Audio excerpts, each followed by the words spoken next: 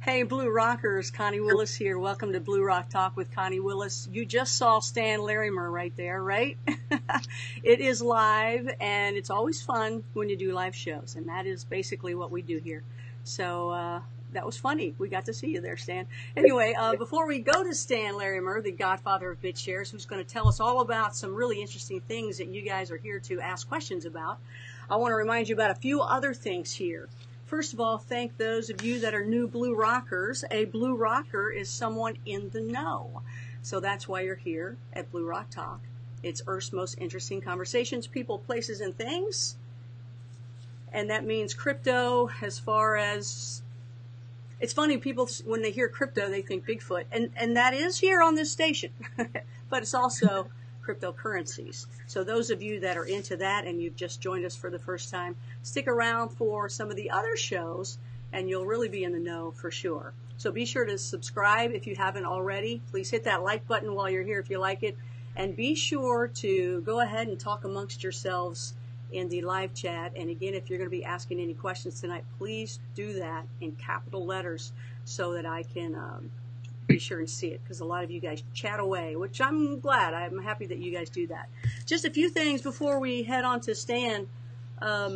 Tomorrow night here on Blue Rock Talk, we're going to have Dr. David M. Jacobs. Great guy, so fun to listen to, but even better when you can watch him and listen to him. We're going to be talking about the questionnaire that we did last week. That was his questionnaire on his site. And for those of you that don't know who he is, so all I'm going to do is tease you and say join us tomorrow night at 10 p.m. Eastern. He's quite the character, and he's done a lot of great research as well. I will be on Coast to Coast March 3rd and also March 24th. I hope you'll join me for that. That's going to be a great time. I can't tell you who the guests are yet. That'll be a surprise. I think you're going to like them, though. It will be a lot of fun. And I think that's it for the announcements. I also want to say thank you for those of you that have donated and helping to support Blue Rock Talk in the crypto world. That's so much nicer because, you know what, honestly, if you give to YouTube, they get a piece of it, a big chunk of it. If you give on Patreon or any of the other sites where you can fund a YouTube channel, they take a piece of it. But if you put it right into the crypto wallet, which I do have listed in the description below, my BitShares wallet, and any of the other ones are down there, so you can put them in. You can put them on the BitShares wallet. That's fine. Then I get the whole thing. So I appreciate that, and I think that that's the way it should be done. Hopefully YouTube won't take me off the air because of that. They've been known to do less, taking you off the air for less than that. So there we go. That's the update. I do want to also say, if you have not joined Steam it yet, please do, because that's it's a great way to use the currency and also be in social media and make some crypto along the way, make some money, cash it out, and do something with it. I have a lot of fun with it. My guest tonight is also on there, and that's where he has all the great articles that you'll see listed below. In fact, it's Stan Larimer. You can see his information down below, where to find him, where to hear him, where to read about him. But of course, keep it right here, and you're always going to get that news up to date. In fact, right now we're gonna do that. We're gonna be up to date because something big happened. Something majorly big happened. We're talking gold and silver. And it happened with the team of Stan Larimer, the Godfather of BitShares. So let's hear all about it, because tonight you can ask him any question you want. We'll go live. And I want to appreciate all the people that are already here. In fact, thank you. They're putting all their little hands up. Thank you so much. All right. Well, let's go ahead and bring in the man. Get this right here. Bam. There he is, Stan Larimer. Yay. Hey. Hey, Stan. How's it going? Hi, Cryptoconnie. Doing great. I was excited to hear, we've been hearing from you for a while that the Quint was going to happen and this gold-backed currency was going to happen. I just want to turn you up here a little bit. And it seemed like it was going to be a while away maybe. Then all of a sudden, bam, oh, Connie, we're announcing it. What? I had been waiting to hear about this one because I think, and I think you've even said this is your flagship. So tell us about what this flagship company is, who it is to you, and how good you feel about it. Well, the name of the new company is called Quintric.com. That's Quintric.com. And it's the supplier of the Quint family of digital currencies, which run on the BitShares network. And so they have all the light speed characteristics. You can send what amounts to gold coins or silver coins anywhere in the world in 3 seconds. And the key thing is that they're all backed by actual, real, deliverable metal in a depository that is highly reputable in Salt Lake City. The United Precious Metals Association is the company that managed to get legislation passed in the state of Utah reclaiming the right for metals to be legal tender. And so we've created a product that is sort of a hybrid between metal in a vault that you own and can take delivery of, and an electronic digital currency that you can send to anybody else in the world. And so that just may be the perfect currency, especially because of that legal tender component, which has really nice tax advantages in a lot of places. When you send cryptocurrencies around, one of the problems that you have with the current, at least American tax law, is that if it's changed in value since you've got it, then when you spend it, it's a taxable event. But if it's legal tender, that's exempted from that characteristic, and you're allowed to pass it around and just spend it and treat it just like ordinary money. So we think this is huge because there's no limit to how many of them we can make. It's sort of like that old Jay Leno Doritos commercial, crunch all you want, we'll make more. Because the U.S. Mint is basically obligated by law to make as many as are necessary to meet demand. So we just keep pulling them out of the U.S. Mint, stuffing them in the depository in Utah, and therefore digitally minting a cryptocurrency that people can pass around and use, and metal, they can take delivery of it. This is a big deal, right? This is history being made. Am I wrong? Well, yeah, it's closer to the perfect currency than anything we've had before. A lot of, gold bugs have longed for the days when the U.S. dollar actually was redeemable for gold. You could take paper money to the bank and say, hey, I'd really like to have the metal. But that has been slowly encroached upon. And when Nixon finally closed the gold window in the 70s, the U.S. government stopped honoring that and left everybody holding nothing but increasingly worthless paper. So this is really good for two kinds of people. Both kinds of people don't really trust the fiat government money anymore because it's printed so much that it loses its value. It's subject to inflation and so on. But regardless of what you want to do about that, either whether you're a person who wants to hold gold or whether you're a person who wants to hold cryptocurrencies, both of those are popular ways of dealing with the lack of reliability of the dollar. So you can make yourself more or less inflation-proof by holding this, and in this case, it serves both functions. You can use it as cryptocurrency, and you can use it as gold on deposit, and you can take delivery. Well, there's also silver too, right? There's five coins, is that right, with Quint? Yep. So gold and silver, in terms of the legal tender stuff, those are backed specifically by U.S. minted coins in order to get all the benefits of the law. But then we created another one called the International Quint, iQuint, which also has an iQuintS for silver. If there's not an S on the end, it's gold. And if there's an S on the end, it's silver. And that is redeemable for some of the more popular other nations' coins, like the kangaroo and the maple leaf and the Philharmonic and the British Britannia, plus a really interesting Irish coin, coin of the realm from the Middle Kingdom of Ireland. So it's kind of an interesting mix of coins in a basket that's backing it, and you can redeem for one of those if you want to. And what's the X? There's the QuintX, right? Yeah, the QuintX is a special thing that is going to be rolled out between now and July 4th, and that is something that has to go through the necessary licensing and security things, because it's basically a pool of gold-backed fees from transactions, and so you can own a piece of that increasing pool of gold.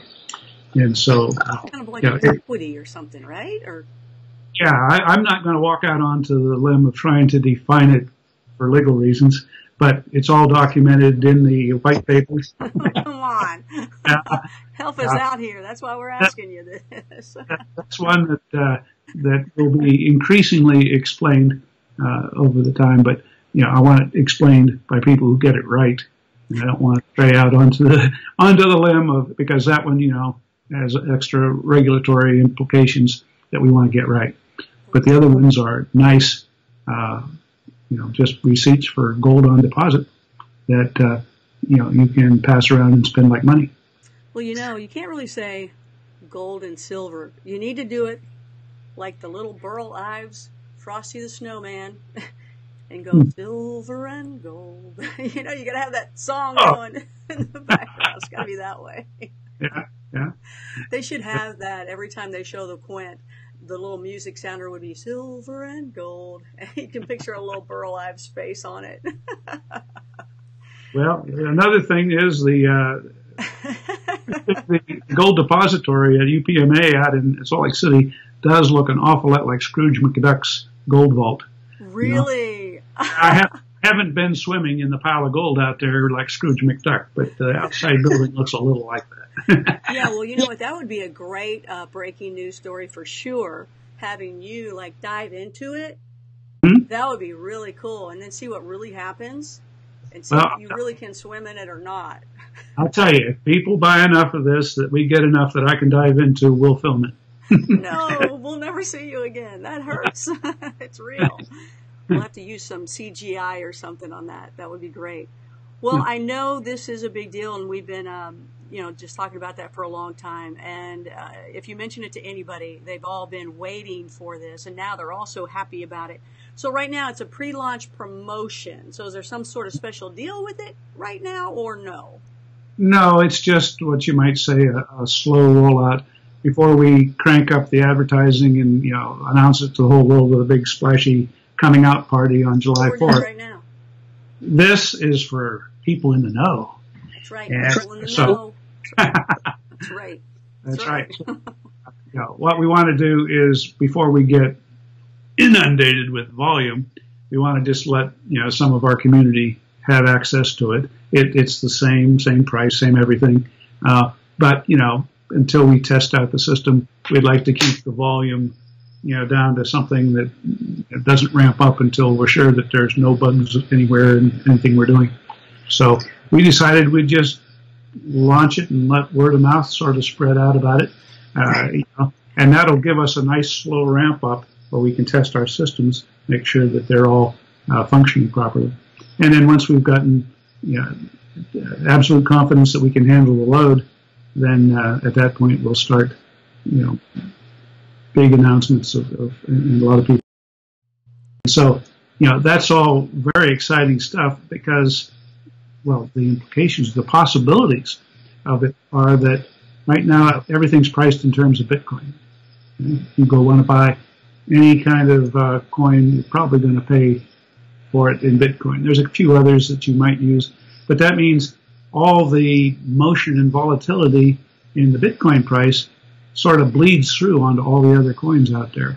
If Bitcoin suddenly changes, everything else moves in that same direction because they're priced in that same coin. But with this, it has the potential of being the stable reference coin that all other cryptocurrencies are priced in.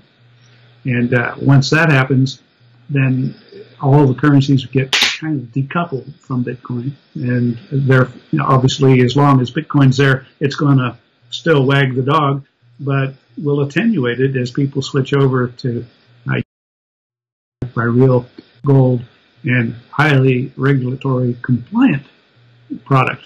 So in terms of a safe haven for people to jump into, when the boat gets rocked by the regulators, which is undoubtedly going to happen in the coming months and years. And so every time that happens, people need a place to sort of jump off from whatever rocking boat and get to a safe place and hop onto the dock, let the boat rock until the waves settle down, then go back to what you were doing. So this is a nice safety net for people to stay in crypto. You can, in 3 seconds, move from whatever you're in into this thing because it's a coin on the BitShares network, and then you can use it to trade against other things. So we think that that will be highly valuable because right now all people have is Tether or the bit assets on the BitShares network, which are very nice in their own right because you're not depending upon any counterparty to hold your coin for you, but it's still, there's not enough of them to go around, whereas, you know, the gold-backed Quints are like Doritos. We can make more. You make more as it is limited, but limited in you got the entire planet. You got the entire big blue rock. Yeah. So it is actually limited. The only reason I even bring that up is because I remember somebody telling me a long time ago that they had missed. I guess there was they were tested, and they had missed one question. That one question, which they believed was totally real, they could have gone on to, I don't know, Stanford or something like that on this big test. But it was about the grains of sand on the planet, you know, is there a limited number? And I think the person had said, no, it's infinity. And they were like, no, it's on the planet Earth. That's it. It does have a limited amount, just like the gold, you know. Of course, you know, we blue rockers believe that they're probably mining it off of Mars now and Pluto and Planet X and everything else. So, you know, we're like infinite with you there. So, well, it's limited by the number of U.S. gold eagles we can get our hands on. Is that one in your hand right there? No, this is actually a little copper coin that was put out by Silver Bullet Silver Shield. And I just happened to be the only thing I had around that I could wave like a coin. So we'll pretend this is a gold coin for the purposes of this show. I love it.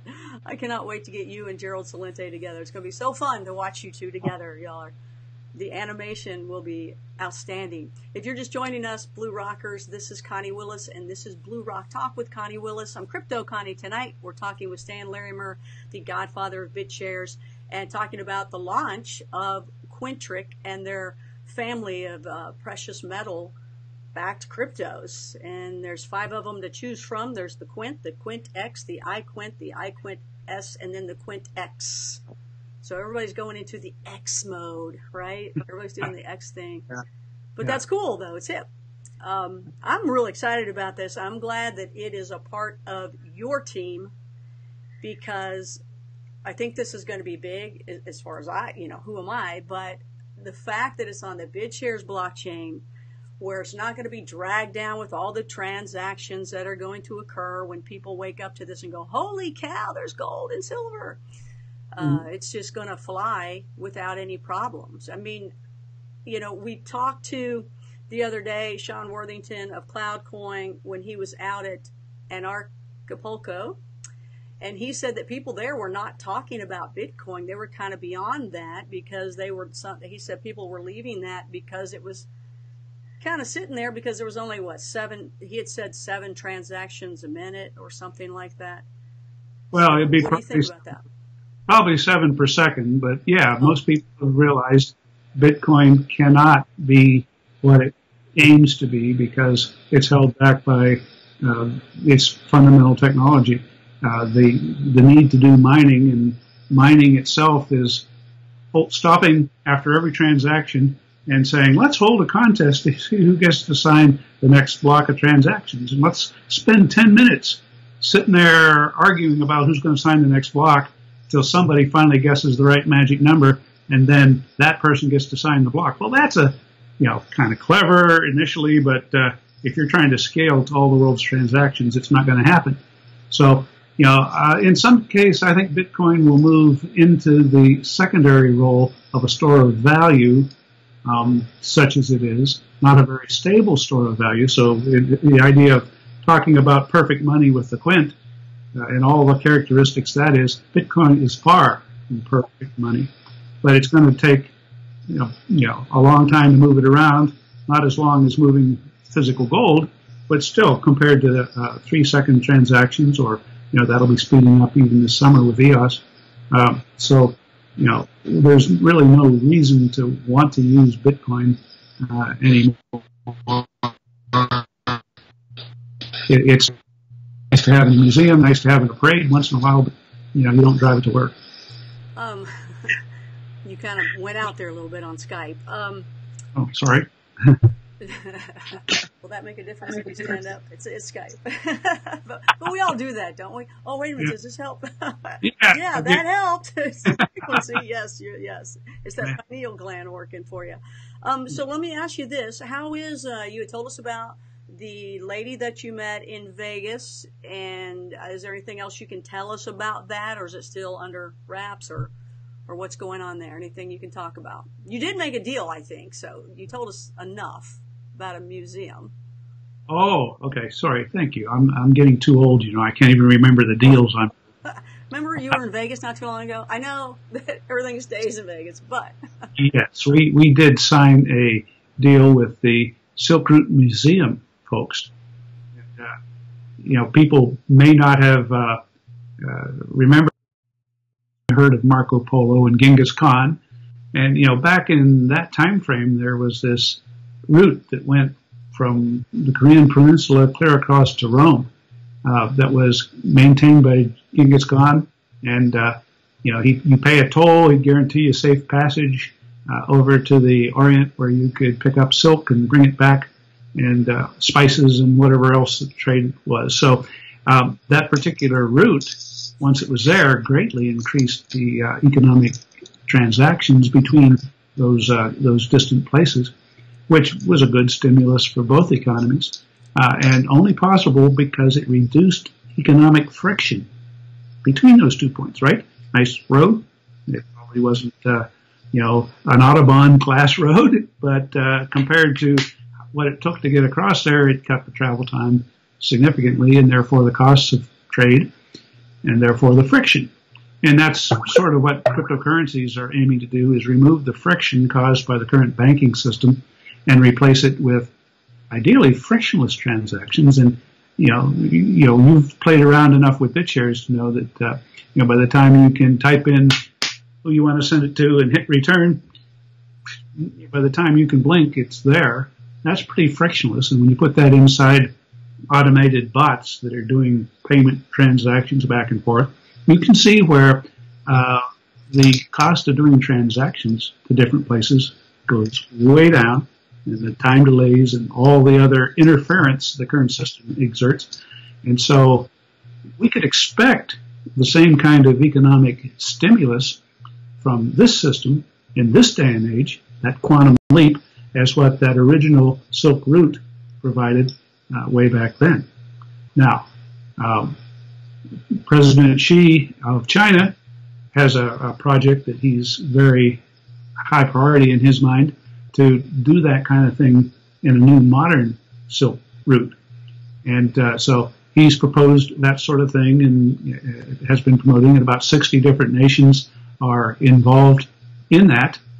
And, it's been going for about 4 years. And, it's anytime you're doing a project that passes through that many different countries and different economies and everything, it's going to take a while to get all ironed out. But the crown jewels along that economic stimulus thing, and keep in mind it's not just a road, it's railway, probably natural gas lines, power lines, all the economic arteries that will cross the continent, and all of Asia clear over to somewhere around Brussels is the ultimate vision. So tying Europe and Asia together in a new economic low-friction way. Then we come along and put the ultimate low-friction economic system on top of that with the BitShares network, which I'll just mention for your audience is currently processing 2/3 of all the world's traffic on the blockchain, BitShares and Steemit combined. Okay, 2/3. Now, when you say 2/3, that means the rest of the traffic is 1/3, and 2/3 is approximately twice as big as 1/3. So that means that we're currently processing twice as much traffic on blockchains as the rest of the world combined, all the other blockchains. And so, well, we need to wake up the world to that, right? I mean, that's giant. That's huge. Yeah, and that's even before we put in EOS technology, which will have effect, and even as we ramp up the number of people using the Quint out there for everything, I think since the other guys can't grow, they're already saturated, and we can. You're going to see that pie chart go to 3/4, and on that, squeezing the rest down as we soak up all the growth as the only ones who can do it. And when I say the only ones, I'm talking about all the blockchains of Dan Larimer, from BitShares to Steemit to EOS, and some of the other ones that have spun off from that. So anything that doesn't use mining is just going to clean the clocks of the rest of the world. Who is Dan Larimer? Is that your son? It's so funny when I hear a guy, a dad say their name. It's still weird for me, the Southern in me. It's like, that's my son, right? But I guess you're being businessy. I guess is that it? Well, yeah. I mean, he deserves to have his name up in lights. Yeah, and true, but true. He doesn't need to be the son of Stan Larimer anymore. I'm satisfied to be the father of Dan Larimer. Absolutely, right? Yeah. Well, that's when anybody says Larimer, Stan. Is he related to Dan? So I hear that a lot. Yeah, I think so. I think it's his brother, or I'm not sure, long lost uncle, something like that. No, I'm just messing with you because I know there's a whole stigma with people of calling them dad or son or their actual name when they work, and my family would have been, oh no, you better call him dad. Don't you dare call him his name. But well, some people think the other way. I actually, when he was, in college and working as an intern for SAIC, the company I worked at the time, he was there as an intern, and the first day on the job, he walked in and called me dad, and I said, no, you got to call me Stan. You did? You were that dad? Oh, man. And so after that, it took a few times for him to get used to that, but by now he's quite used to it. Oh, wow. That would be tough for me. I don't know if I could do that one. But it's better than him going, Daddy, right? That's what they do down in Texas, right? Jail used to call Jock Ewing Daddy. So the old days, it was if you watch the Little House on the Prairie and Rifleman, it was always Pa. Oh yeah, and they were always in distress. Pa. So let's go ahead and get. Boss Cartwright used to call Ben Cartwright, Dad, burn it, Pa. So. Well, let's go ahead and get some questions in. I'll ask you some other business stuff. Let me just say one more thing about the Silk Route thing, because I really didn't cover that topic. Sure. Some deep background on it, okay? But the thing about that is that part of that thing that makes it sort of ties the past to the future is the Silk Route museums, which Meiping Wu is the proprietor of them, the developer of these museums. And so those are scattered along the old Silk Route, and she plans on building a couple more of them, one probably in Las Vegas and one maybe in London. And those become sort of gateways, if you will, because she's got special licenses for doing currency transmission from the Chinese government. And so the deal we did with her was to be able to take all of that infrastructure and layer on what we've been talking about in terms of the BitShares network, and then put a Silk Route Museum coin on there, which is backed by the iQuint. Okay, so you can think of it as being a white labeled version of the iQuint.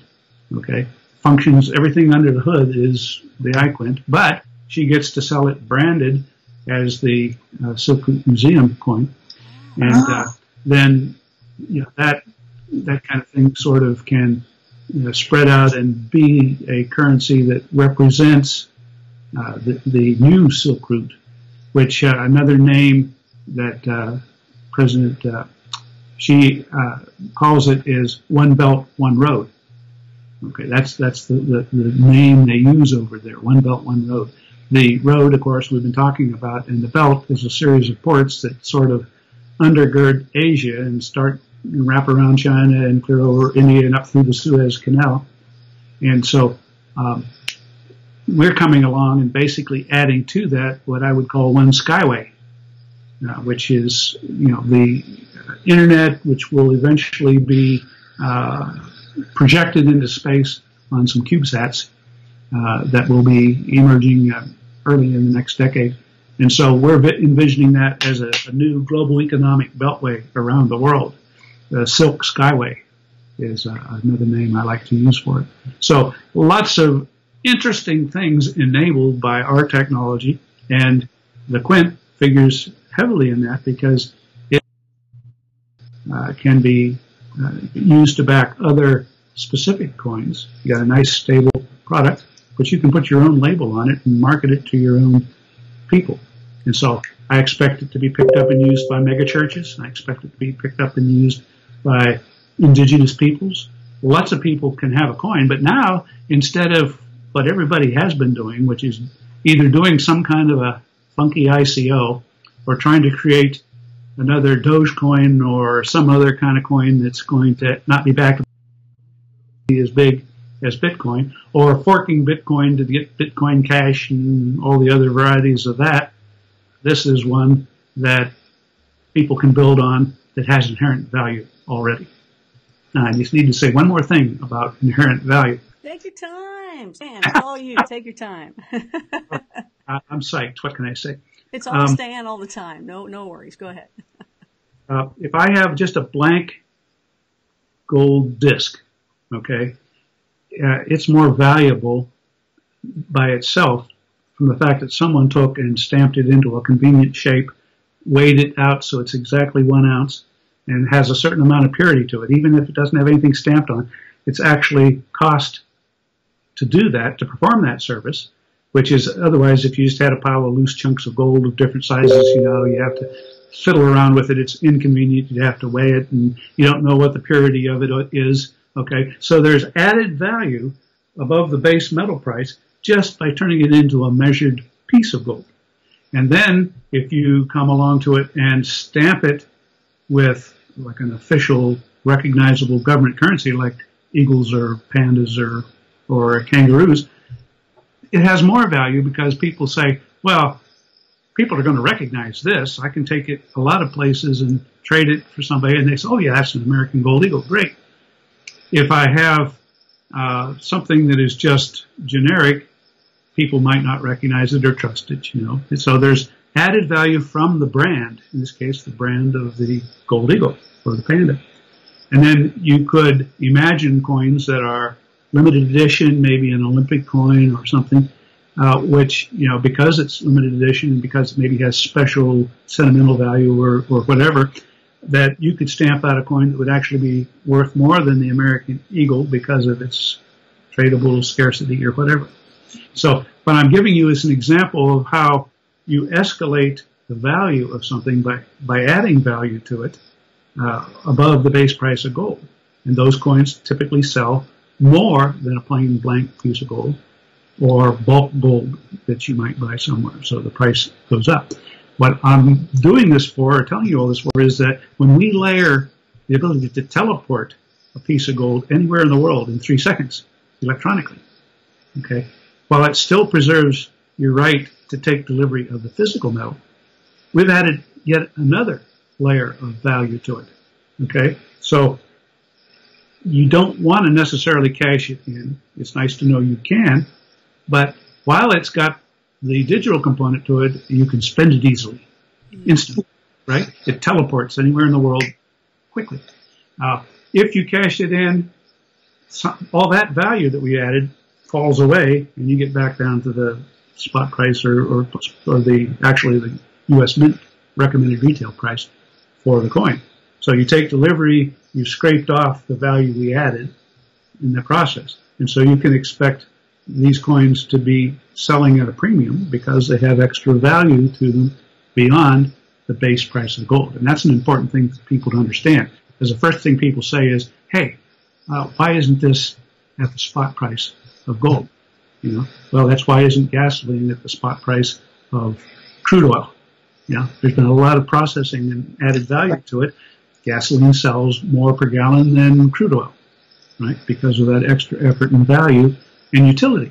So I just wanted to make that little educational speech about how to look at these things, and therefore you'll expect the ordinary iQuint, which is the coin that can transmit anywhere and so on and back other things, to have a stable value of what, cashing it out for a Panda or a Philharmonic or whatever. But then layered on top of that is the value that other suppliers, white label suppliers, do by adding whatever it is, like the Silk Route Museum affiliation or whatever else. And so you could expect those coins to sell and trade at a premium above a plain ordinary iQuint. So it'll be an interesting thing to see what the market does, but the neat thing about it is that we've created something that has a floor when you crash it into the physical metal, but it also has growth where people can add value by doing other things to it. And so people can have a little bit of variability. Now, that wouldn't be true in the plain ordinary Quint because we're designing it to be rock stable relative to the U.S. retail price for a gold eagle.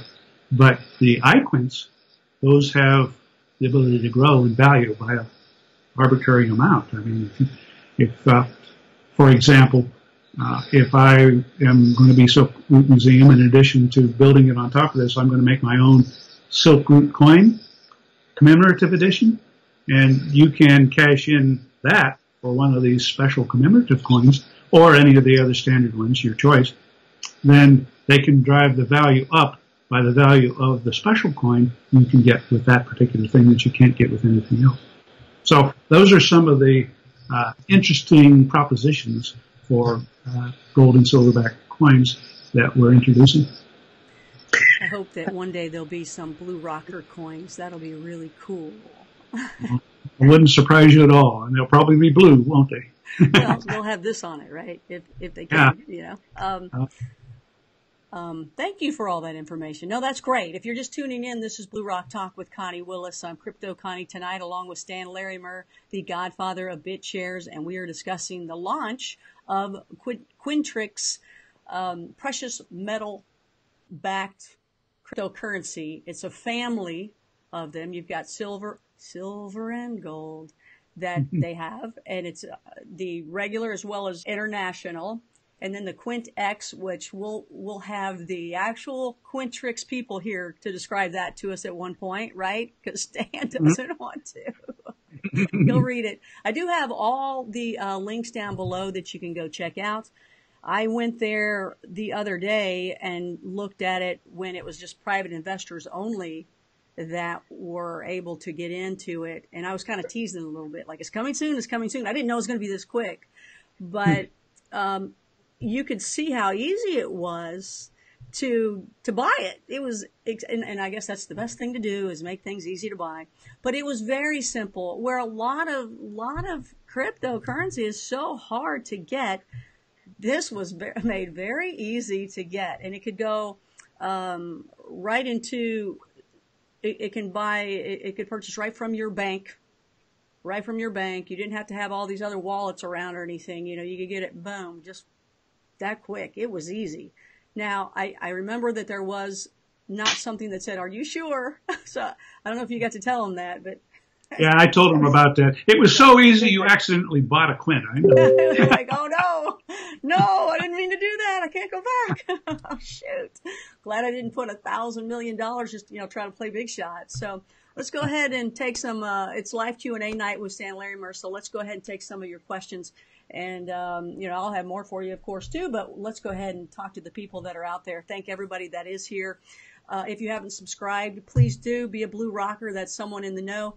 And like it. If you're here and you like what's going on, please give me a like. That'll keep it going. Blue Rock Talk here. So D Champers, hey there D. How much gold can the UPMA hold? Is there a limit to the amount of gold that can be used to back the cryptos? thank you, and he appreciates all that's going on. Okay. I think they tell me there's room in there to hold $4 billion worth of gold at that depository. Okay. When that fills up, they've got arrangements they're working on to overflow into other depositories. One that I know about down in Nevada, but there's others in Dubai and in China and different places. So as the supply grows, they'll disperse it into multiple different locations. But 4 billion is the total capacity right there. And so that'll be enough to last us for a few months. Wow, that's a lot of gold. I don't think they have that even in Fort Knox, if that's where the money is. Yeah. Is that where the gold is or not? There's enough gold out there in the world right now that the guys that are our partners on this can get all the gold that we think we can sell. And so I don't think there'll be any limit. Obviously, there is a limit, but in terms of a practical limit of how much we think people will want to buy, I think there'll be enough to meet demand. Can you talk about who the team is? Can you say, where we can all congratulate them and welcome them? Yeah, you can. I'll just use their first names, but you can get their total deal at Quintric.com. You can see, a little bio for everybody on the team. One guy is named Morgan, and he's an international gold dealer, been in the business for about 10 years, has a $1 billion company that does about that much business a year in terms of gold sales, is a supplier to a lot of the names you'd recognize of gold retailers in the U.S. So, he's a serious player in there. And then Larry is a guy that basically runs the UPMA, and he's the lawyer by trade, and he's done all the legal work to get it accepted as a legal tender in the state of Utah. Michael, everybody knows in the BitShares community. Michael Taggart.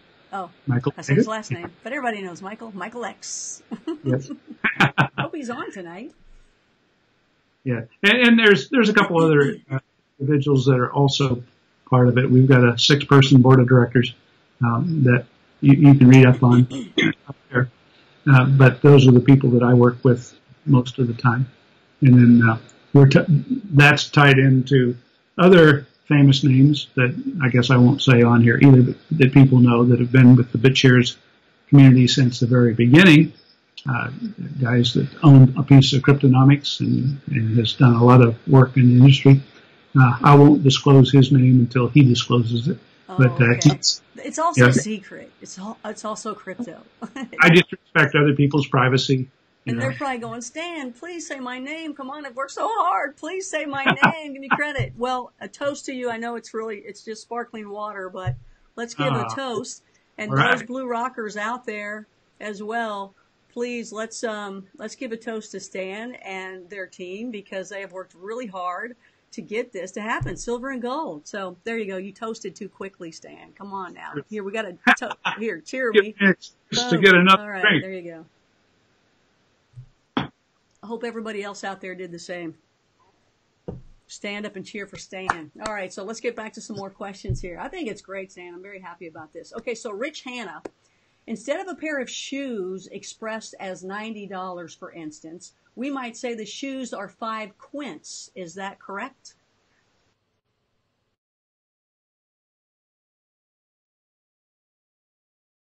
Like that, then you can just divide the price of a shoe by $1.70, and that's how many QuintS it'll take. A Quint is 1,000th of an ounce, so you need 1,000 QuintS to buy an ounce of gold. 1,000 of those things. Okay. Wow. All righty. Patrick Conchak's or Pat likes to be called Pat. Hey, Pat. Stan, in your speak in Texas. Oh. Did point out that BitShares is not a security? Yeah, not a security. Nope, there you go, Pat. It's that quick and easy. We like them that way. Well, John, I'm sorry. Just tell you why I say that. One of the guys I like to work with, John Gotts, has worked hard to develop a good relationship with the Securities and Exchange Commission. And I wanted to ask you about that, so yes, please. Particularly with a law firm that has about 51 ex-members of the SEC, people who wrote the Jobs Act and understand that sort of thing. And so he's gone into them and got an opinion from them as to, what makes things a security or not. And BitShares is, from their point of view, free and clear. Now, there is this ongoing process, the regulatory agencies defining what is a security and what is not. And I've heard that the Canadian SEC tried out an idea where they said, well, Bitcoin is not a security, but everything else is, which is, about as intellectually challenging as I've ever heard, because that has no good solid basis for making such a statement other than arbitrary decision making. So it's possible that those authorities will suddenly change the rules or the definitions. But as it stands right now, in all the standard metrics people use, BitShares gets a nice clean bill of health. And so at this point, I think it's in the clear, and we'll probably be seeing some additional news on that front coming out in the next month or so as other shoes drop that I'm not at liberty to talk about right now. Okay, all right. I'm looking forward to that. So how is John and the Bitcoin Latina? How's that going? Well, actually pretty good. Although we had a lot of drama in the past in the past day. John thought he was doing a nice thing by giving away some of his coins to people so he gave some free coins to people in the community, and especially all the people who had been mining. And not a lot of coins, but enough that some of them turned around and just sold them all at once. No, and, you're not supposed to do that, are you? I mean, why is that wrong? Well, you have a total right to do that. But when you do that, knowing darn well that you're going to basically walk the entire book, people who have put things up hoping to catch a low price point. A lot of times people make a mistake and put in the wrong number, and they buy too many that they didn't want to, like Connie. And so they have this deliberately low price in there, just hoping that they can take advantage of somebody's mistake.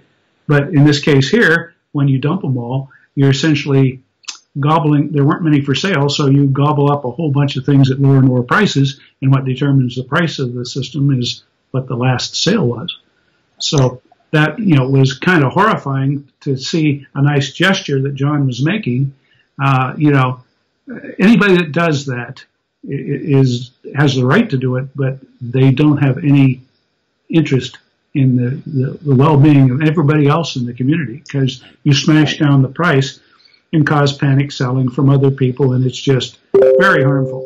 But the neat thing about it, the resilient fact, is that in the past day, everything bounced back up pretty close to where it left.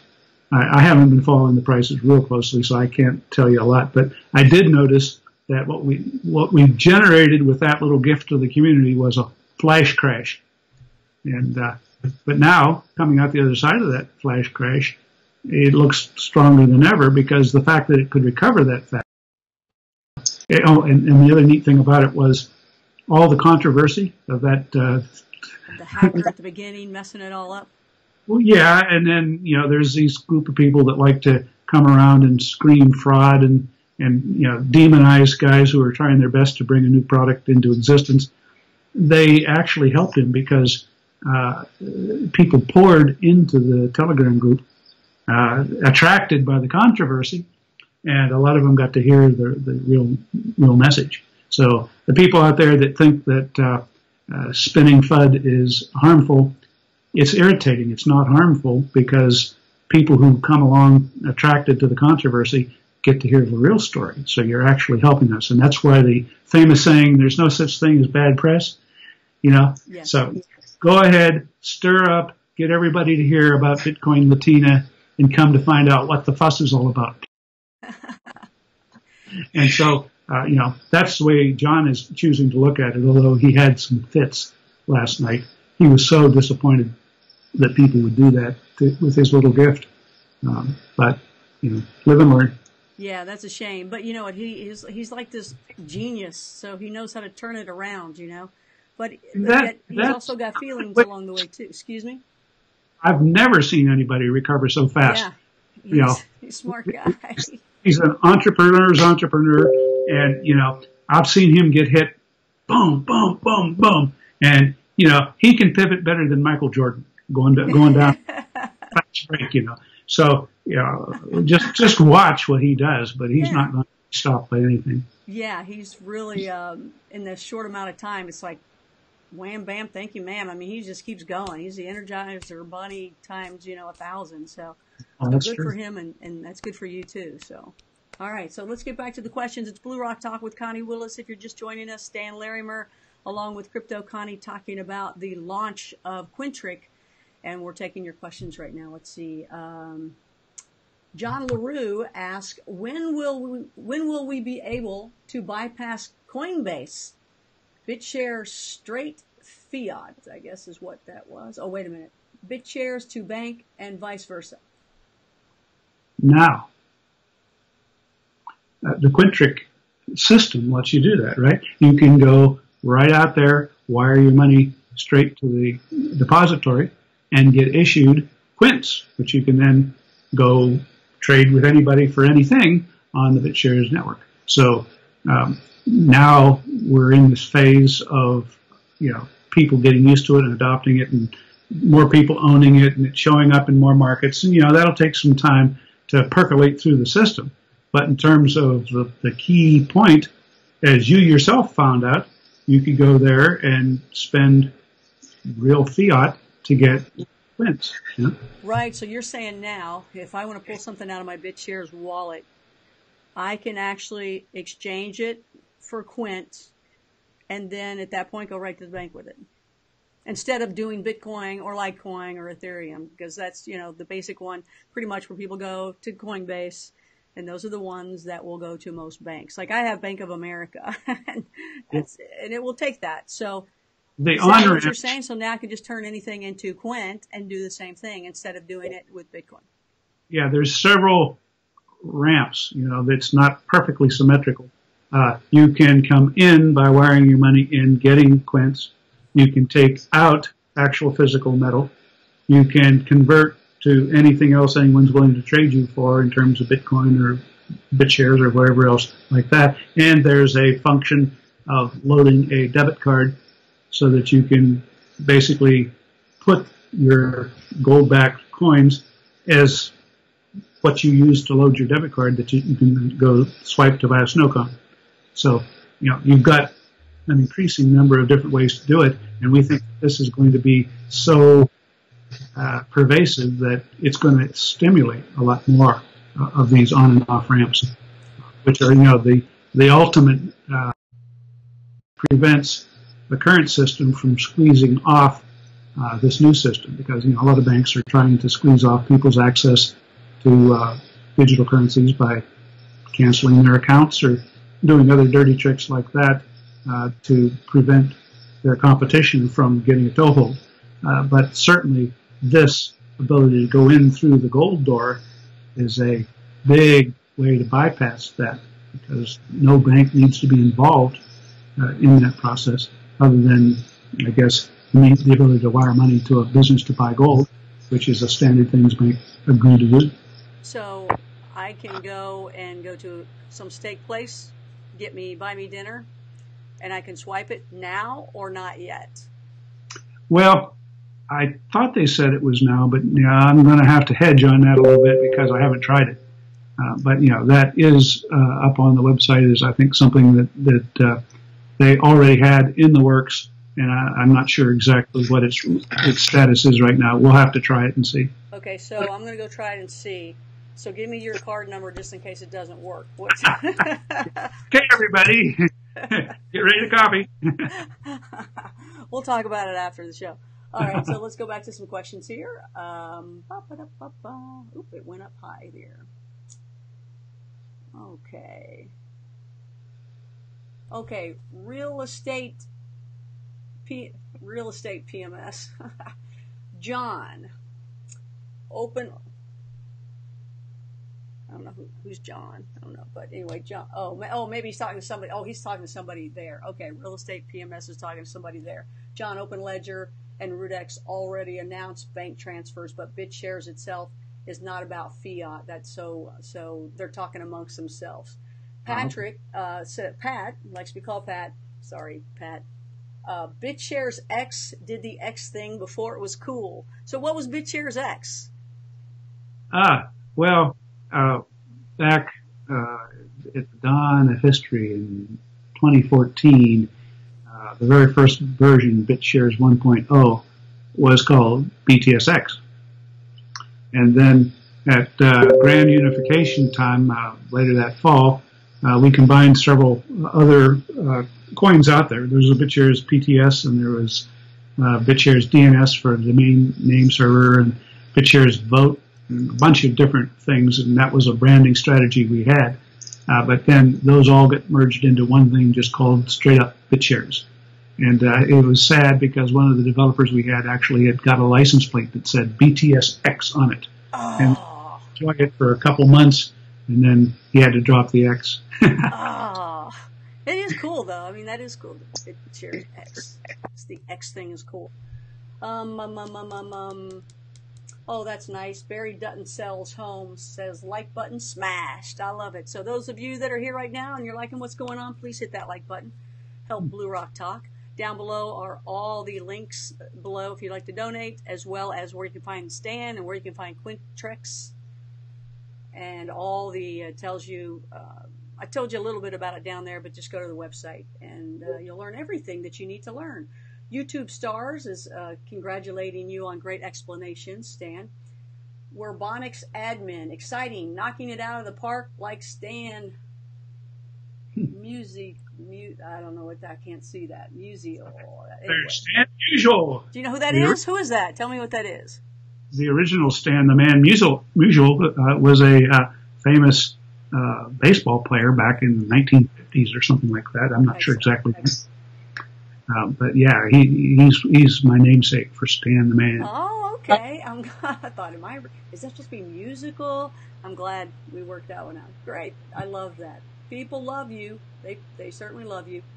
Okay, so Barry says, I just tuned in, missed all of this till the last 3 minutes. Can we get an overview? Oh, and how it compares to other metal-backed assets currently tied to crypto.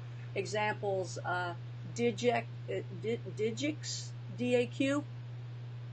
Well, every gold-backed asset out there is, backed by the reputation of whoever it is that's promising to redeem things. So I think there's no better reputation out there than what's put together by the UPMA folks.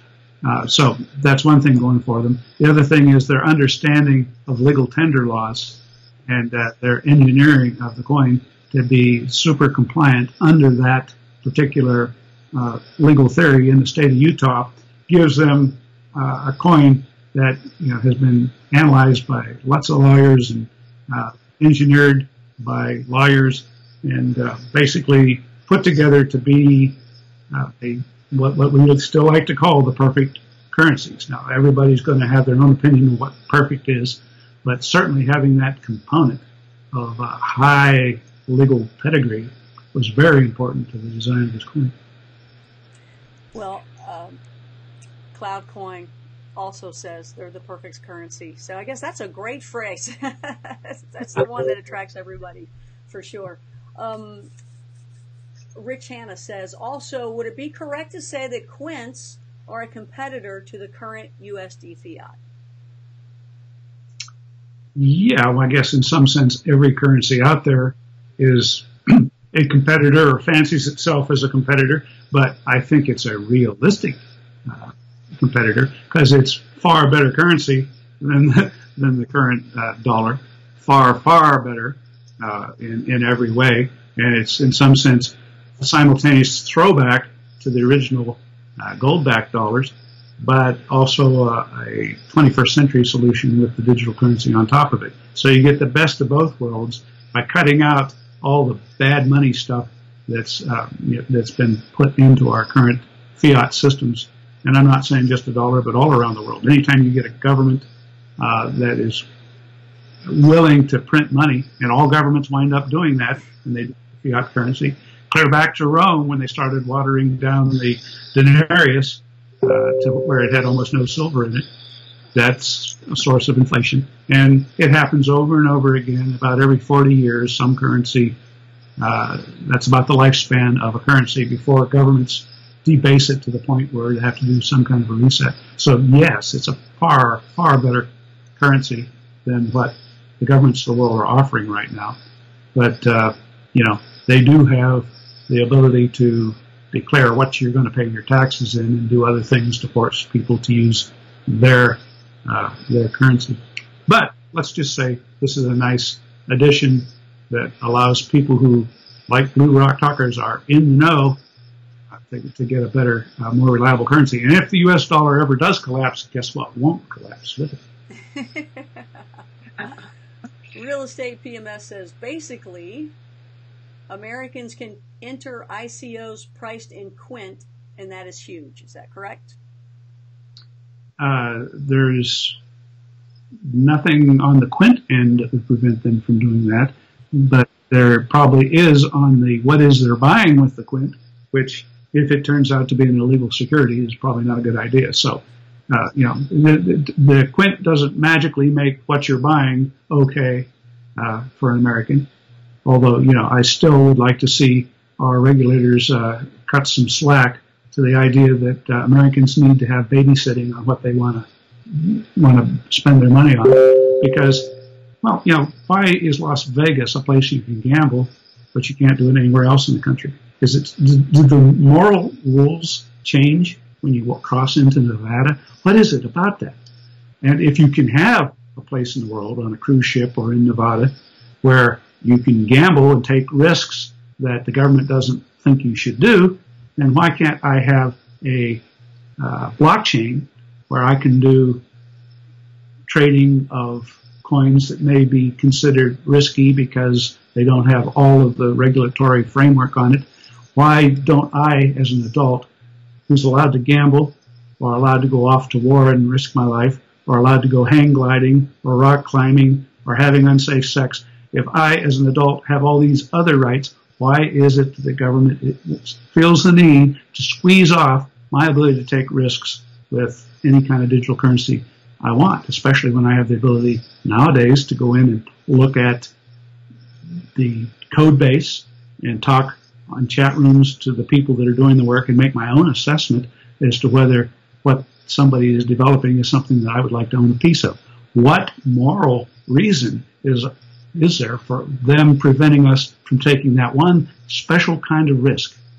And so I hope someday to get to make that argument in a forum where I might actually influence decision makers to give us a place like Vegas for blockchain. That would be cool. Interesting to think about that. A whole new world. The blockchain block or blockchain city. I don't know. That could be really cool. On a cruise ship, you go into international waters. While you're at port, they shut down the casino. As soon as you cross into international waters, you can do it. Yeah. Why is the blockchain considered international waters? Yeah. It goes everywhere, right? Why do we have to come in and tell one class of people that they're restricted from privileges the rest of the world enjoys? Yeah. Good points. InfoPlanet says, what is needed to redeem the gold and silver? Will I need to give up my personal documents like photo ID and social security number? Yes, I don't know the specifics. There's a form you fill out. That is one thing that they are working on right now, is getting the KYC AML functionality in place before they can make the Quint fully tradable. And the way they want to start out in an abundance of caution is to the only accounts that can hold and own the Quints are ones that have had standard KYC AML that's expected for Americans. Now, as clarity emerges and those restrictions can be relaxed safely and so on, then we hope it can become something that can be freely spent like cash anywhere. But we're going to take it very conservatively and just start out only making it available to people who are going to do the full up know your customer, anti-money laundering identity, and then once that's working and everything, and we get a little more clarity on what else we can do, we hope to be able to relax that somewhat. Is that your computer making all that noise over there? There's no noise over here. No, I'm hearing all this noise. It's not your computer? Is it mine? It's all that noise. You know what I'm saying? Where it's like bing, bing, bing, bing. Oh. You hear that? Yeah. Is that you? I think I may be having some Telegram thing going on in the background. Oh my gosh, that's constant. I'm on that too. It's like all night, ding, ding, ding, ding, ding. I can't figure out how to turn it off. Holy cow. I mean, I'm so used to it, I don't even hear it anymore. Oh, I guess not. Yeah, I'm sitting here thinking, what is that? What do I got to turn off? I know it's driving everybody crazy. It's on your side. It's like the teacher in school going, everybody stop chewing gum unless you got enough for everybody. All right, let's go back. So John LaRue says, so the debit card is attached to Quint?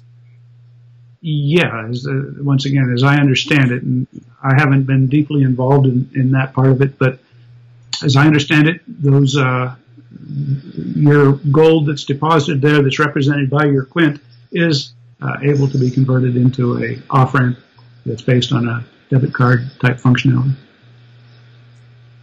Oh, YouTube Star says the deposit options are disabled for me. I am not accredited. I guess that's why.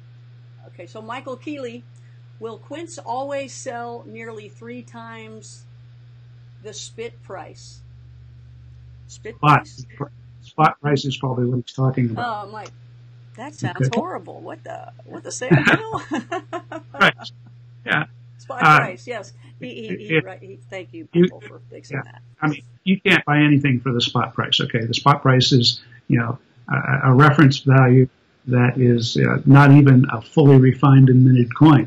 And as I described earlier on, there are whole tiers of added value as people refine it into an actual coin and then imprint it with some recognizable branded item, and then, in our case, add the electronic capability to it.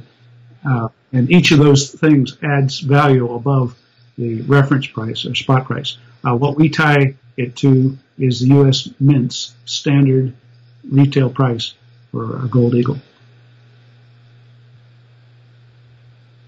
Looking here, I guess it's a surprise to be 3 times spot. I'm not sure that's true, but I really doubt that it's that big a difference. But anyhow, the simple answer is spot price is not even relevant. I know it's quoted a lot, but the real thing is that what's backing this is an actual item for sale by the U.S. government mint. Okay, and so it's defined as being that kind of gold, as opposed to not so highly refined gold bullion in bulk. Okay, do you have to pay for the storage of it in the depository? Yeah, that's all built into the overall price of it. Purchase price and the overall transaction fee model that the guys have put together, so that it doesn't have to be something that people think about. You're not charged for storage. We wanted to create something that truly represented one of these delivered, although I'm not sure the shipping and handling is covered. But wait, if you act now, there's more. Just pay separate minting and gold bullion price and shipping and handling and everything else, because these are all standard things and we're not giving them away at some kind of a discount. They're a reference currency.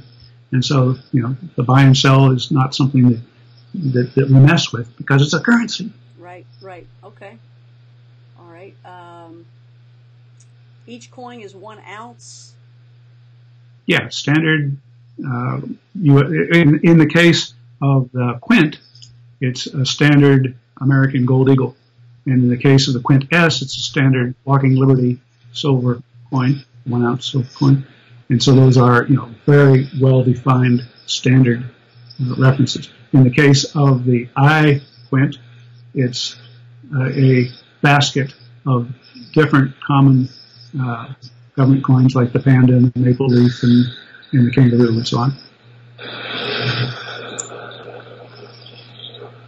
What is that noise? Do you hear that? It sounded like a animal yawning. It's not Penny. I was going to say, it's your dog or your bird. No, they're out of here, I think. I scared Penny off by pulling down the green screen behind me. InfoPlanet. The government has a history of banning and confiscating gold. Will metal-backed crypto help protect against that? Well, there's no guarantee against rogue governments. They can do anything they want. But in general, all we're talking about is, all we can deal with is the current environment we are in, where the U.S. government is happily selling as many gold coins as they can mint, right? And we're using that as the standard, and all we're doing is providing a ownership management layer on top of that. It's so cute when I read these questions and some of the comments that are, not questions, but just comments. So here's a nice one that you'll like. Love Stan. Can you imagine the Sunday dinners around the table with him and Dan? Oh, man. No, it's not as much fun as you think, because Pam won't tolerate talking technical at the table. Okay. That's so funny.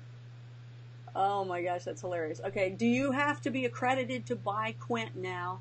I didn't check that box when I made my account. No, you don't have to be accredited, but you do have to do KYC AML. You understand the difference. Accredited means that you're considered to be somehow a higher life form because you have more money, okay? And therefore, you supposedly have enough money to go hire a consultant to advise you not to buy stupid stuff. You're a sophisticated investor. But, of course, there's not that big a correlation. If you think about some of the very wealthy Hollywood stars compared to some not-so-wealthy kids in their parents' basement, the intellectual ratio is opposite. So once again, another arbitrary rule that is in our regulations that today, when everybody has access to tons of information on the internet, and the government shouldn't be babysitting our risk-taking anyway, because there's so many other ways that we can screw up our lives that they don't interfere with. Why are they doing it with money?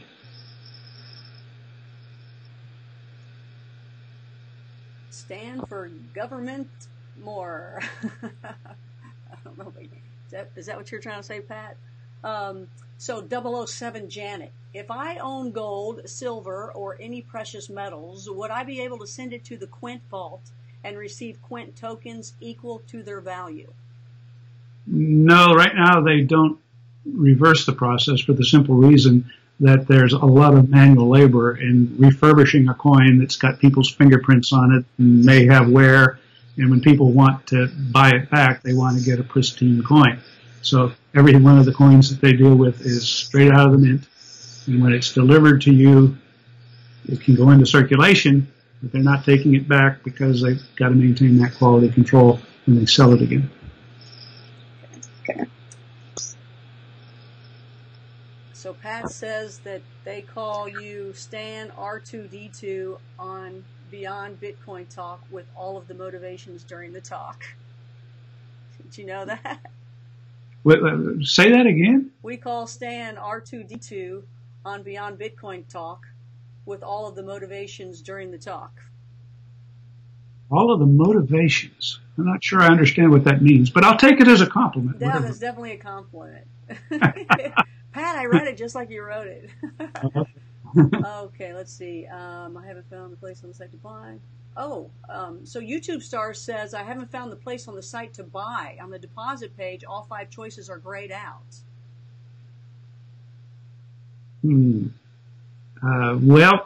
I don't know. I guess we haven't been up and running long enough for me to know all of the standard things that can go wrong, or how to tell you. I certainly can't. I don't know it well enough to do tech support over the. Yeah, I know. Right. That's not good though. I mean, there's probably something not hit or not.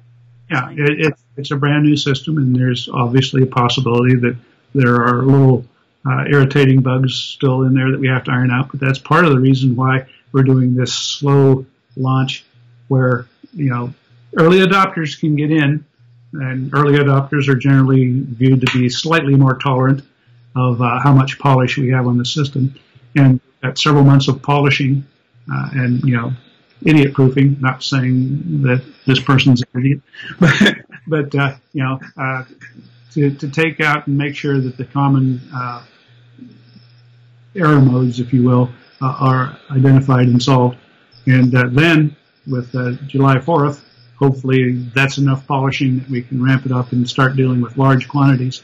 But right now we don't want to drive so much traffic to it that if there is a problem, that a lot of people get irritated by it. So be patient with us. We want to make a really great product, but all new systems have gotchas. And I don't know what to tell you about that. Maybe there's some field that hasn't been filled in or whatever. But play around with it a little bit, because Connie was able to buy something with it, so it must. If I did it, anybody can do it. I've got a little friendly character here. They cannot wait. She is knocking things down just so she can get up here. So, everybody, Little Penny wants to say hello. There's your problem right there. There's my little girl. She's my girlfriend. That's my girlfriend. We're girlfriends. If you're just now joining us, it's Blue Rock Talk with Connie Willis, Crypto Connie here, along with Stan Larimer, the Godfather of BitShares, and Penny Girl, making her a little cameo. We're talking about the Quintric family of precious metals, crypto-backed, oh, wait a minute, let me say it right, precious metals-backed cryptocurrencies, right? Did I say that right? That's pretty good. Okay, thank you. All right. Let's go back to the questions here if you have a question. We have links down below. Okay. Wait a minute. Real-time industrial-grade cryptocurrencies backed by gold and silver. Holy cow.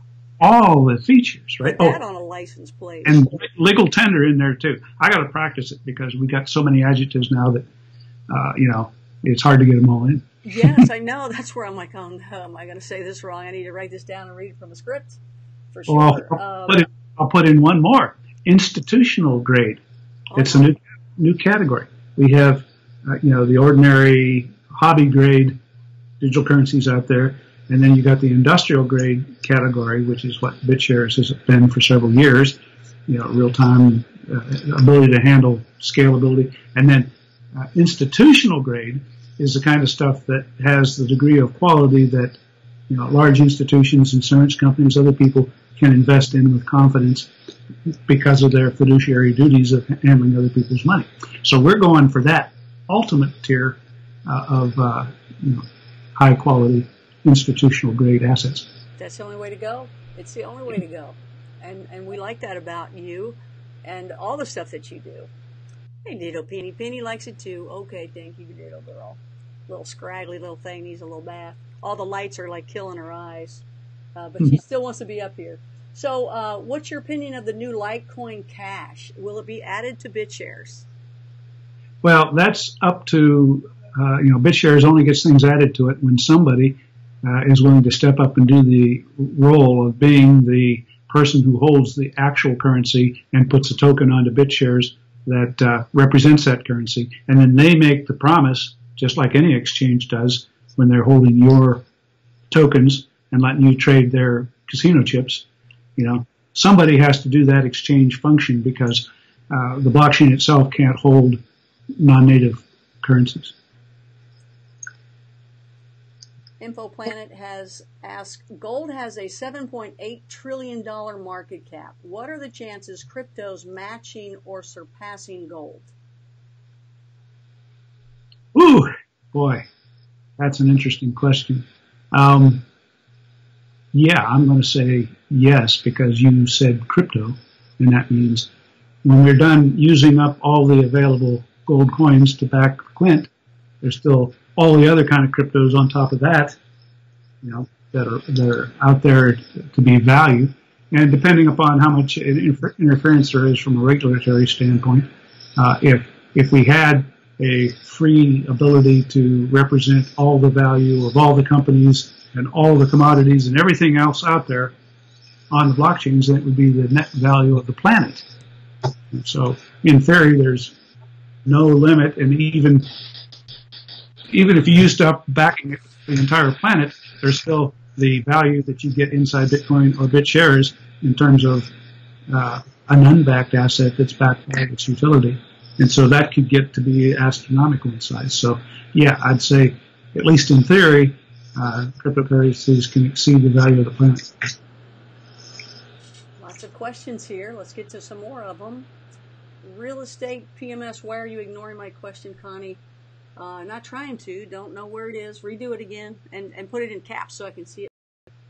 I got it on my MacBook Air 2000, so it's tiny, so I need it in caps. Then I know it's a question and not you guys all talking amongst themselves. But I must have skipped it because I'm not trying to do that. Okay, so let's see here. So just rewrite that again, real estate. Okay, I'll check it again tomorrow. Let's see. Great job, Stan. Woo. Great job, Stan. And thanks, Connie, for another great interview. Excellent. Glad you can join us. Melee real estate. I don't see a question by you, just comments. Okay, yeah, right. I don't see anything either. Stan, is the Silk Road with the Quint going to be used in international trade? That's up to the people who do the trade, but certainly our intention is to make it part of the global financial beltway that we want to erect, that reinforces the current system with a low friction economic belt. And so we'll provide it out there. I think it'd be an excellent choice for that purpose. And then it's all about what people adopt. Some of these other questions, I'm trying to read them for you. Hi, Stan, can you explain what is briefness coin of the realm mentioned in the Quint white paper? Yeah, there's actually a little kingdom over in the middle of Ireland. It's called the Middle Kingdom. And they happen to be one of those little sovereign places that actually has their own minted coin, which they call the coin of the realm. And so we are offering that as part of the mix of the baskets because of its, I don't know what the real reason is for doing it, but my view of it is it adds spice to the mix because it's got this nice little independent of the rest of the world kind of human, it's just the kind of thing you'd want to see in a cryptocurrency mix with all those other national coins. That's cool. Do you see Quint impacting the price of BitShares? Yes. Good. Go up! Come on, go up! I can't make any type of predictions like that, but think about as the world beats a path to use this thing and starts using the whole BitShares system, that's got to be general good for adoption of everything that's on the BitShares network. Well, and that's the plan. That's your future. Put different companies on the BitShares blockchain. They all use each other. They all share with each other, right? They're all buddies and pals, and everybody works together, correct? Yeah, the more people that download the BitShares wallet, and that's always the hardest thing, right, is to get people to get a wallet. Once they got the wallet, it's easy to learn about new things that are offered for trading there. And if the Quint is what motivates you to get a BitShares wallet, then that's going to bring in new people, and that should increase the total amount of interactions we do. And since this is going to be kind of a specialty, if it's in a lot of demand, we should see a lot of more liquid markets where there's lots of things to trade against things, and a nice environment to trade in because very low cost transactions on the BitShares network, and so that could draw lots of liquidity, and liquidity builds liquidity, and all of that causes growth, and that's what we're really trying to do. Excellent. And then there's a lot of steak dinners that Stan goes out on and celebrates. Are you a steak guy? I don't even know. I'm happy to eat a steak anytime. Yeah, I'm with you. I'm with you. Thing I already crap. Well, doesn't appear, very odd. I have a lot of BitShares, so yay. Okay, great. So those of you that wrote a question that I didn't see, I guess they're having some trouble on here writing some of the questions out. You know, I'll try to look for them without the caps, but hopefully you can do them with the caps on there.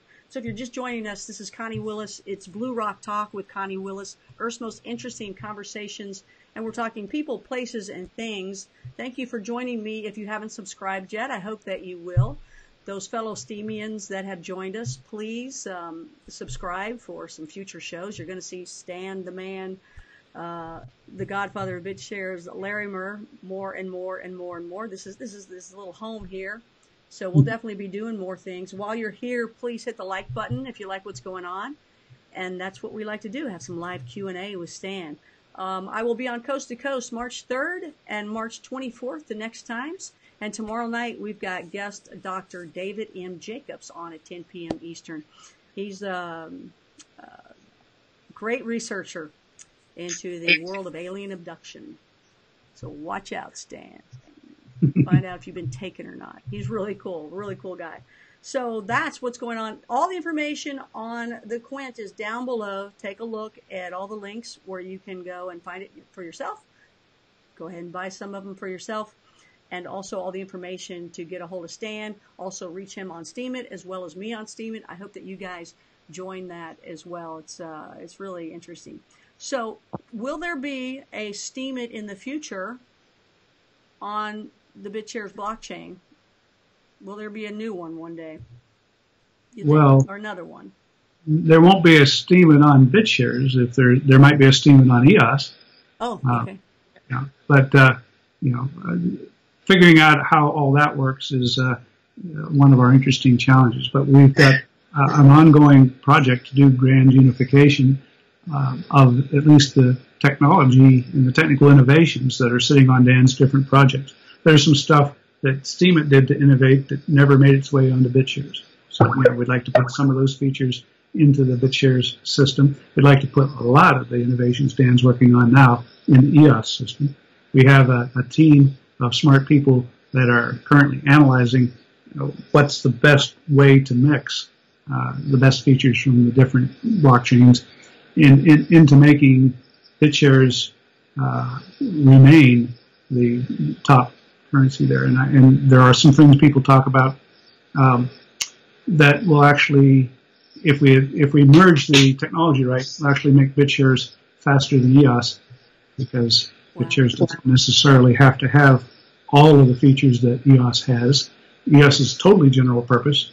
If you imagine we take a lot of the good ideas there, but leave out some of the things that might hold us back, we think BitShares can stay at the head of the pack. But of course, that's merely a design requirement, not a guarantee at this point. When might that happen? Is it just in thought, or? No, it's already, the team is tasked and working on it.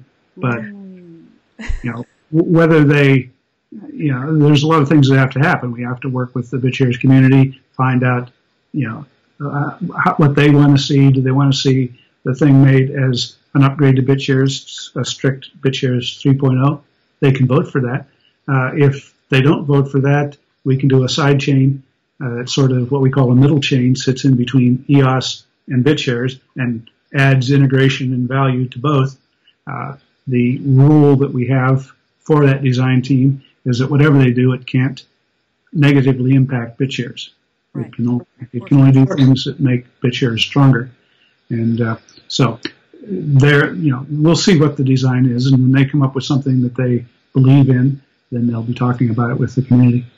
All these wonderful, unbelievable things that you have going that are already happening, and they're already in the process of happening. I don't know why it's not more on the exchange BitShares. However, now's the time to get it, though, because I can't imagine it not being freaking-gantic. Because where's the negatives here? Am I missing something? I mean, people write it in the live chat if I'm missing something, because everything about it is so growing, so fun, so interactive, so unique, and you don't have this bogged down of a blockchain where you got to wait forever for your transaction. I mean, everything about it is cool, and you and your son, real down to earth people. Well, why is it 24? What's going on? Tell me, how does it work? It's a very competitive environment, very tribal, and some people are much better than we are at making alliances and building up the notion. Our approach had in the past always been, if we build it, they will come.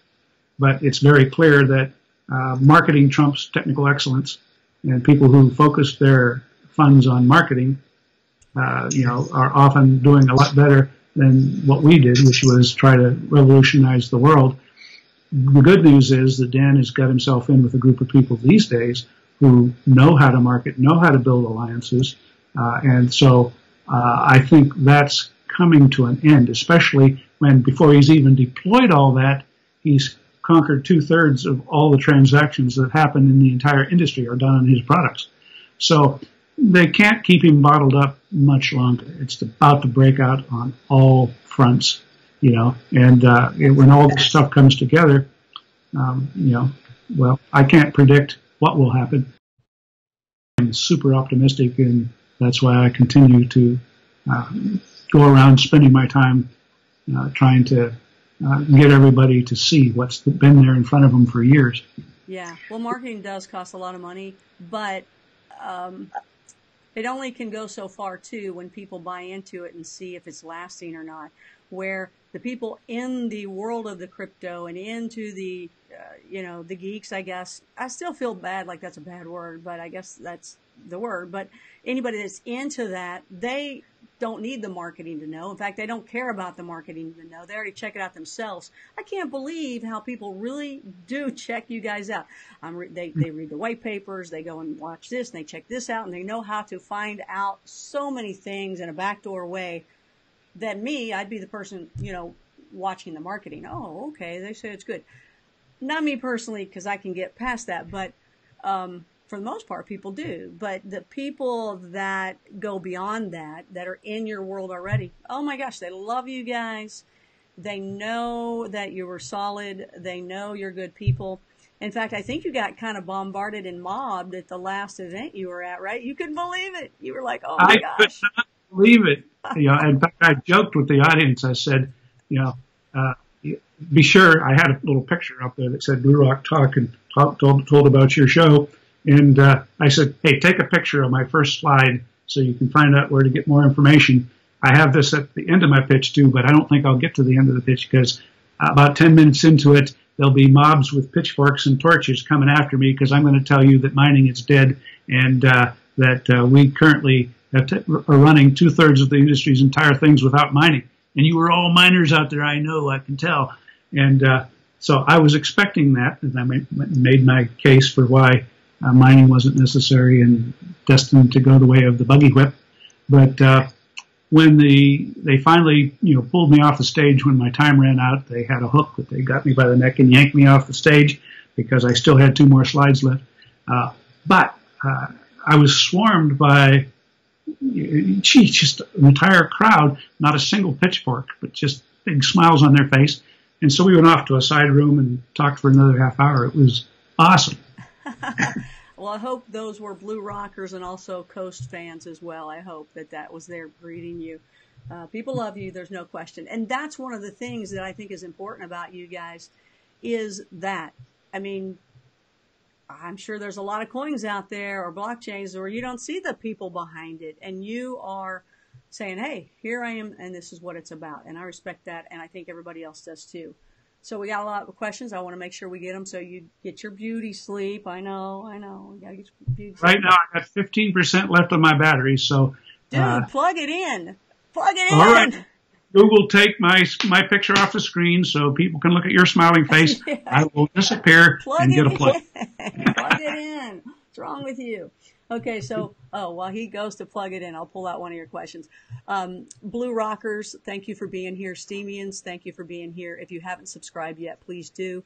We're taking questions, and Stan is answering them for you about the launch with Quintric, or, anything else kind of now, too.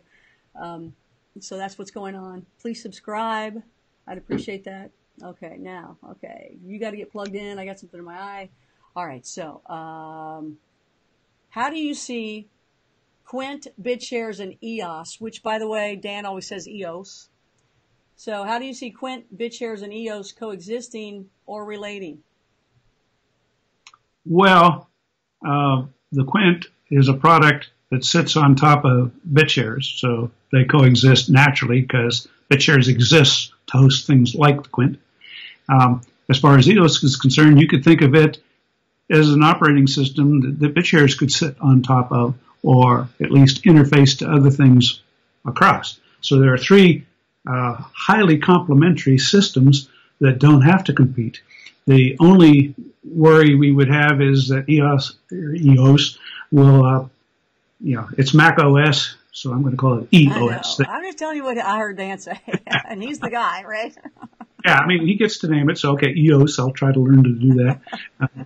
But those things are really things that can work together, and that's the project that I've launched to do the so-called middle chain, and that's just my code name for to get people thinking about the fact that it doesn't necessarily have to be mods to BitShares or a port to EOS. It could be some glue chain that sits in the middle and gives us the freedom to design that without having to go through the approval process of modifying a running system on either of the existing chains, right? So the whole idea of side chains is a coming wave.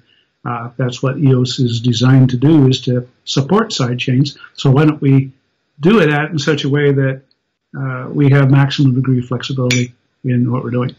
And that's more than I know, because it's really up to the engineers in the community in terms of how it actually turns out. I'm merely saying that I'm paying for a little bit of work to get that started. I gotcha. It's like a Larimer DNA genius gene or something you guys got going on. That's really cool. I like it. So does everybody else in the industry. To me, just, does it work? Am I going to make money from this? I don't care the workings of it. No, but I know that's important to a lot of other people here. So Prime Meals says, hey, talk about farming, Stan. Will crypto overthrow big business and bring power back to the family farm? No. Well, there you go. There you go. I mean, I would like to see that happen, and I'm a firm believer of decentralizing our food supplies as well. And, I guess crypto can have a role in it, in the sense that, a lot of the current banking system is set up in such a way that it's disadvantageous to the small farmer, and therefore causes centralization into big farms. But most of that is due to economies of scale and, other practices having to do with who can afford all the technology that may not be healthy for us. But, big business in any area is in general anti-competitive. And so bypassing the current economic system does not necessarily mean you can bypass the current farming system. So. Speaking of farming, are you farming? Do you have things growing? I mean, maybe not right now this time of year, maybe, but what are you still doing? Not at this time of year, but yeah, we've had corn that's been twice as tall as my wife by the end of July. So, yeah, we've done that, and we plant different things different years. Last year we didn't do as much because this business is taking too much time. We try by planting, but then we don't have time to weed and do all the care and stuff that's necessary in order to get a good crop.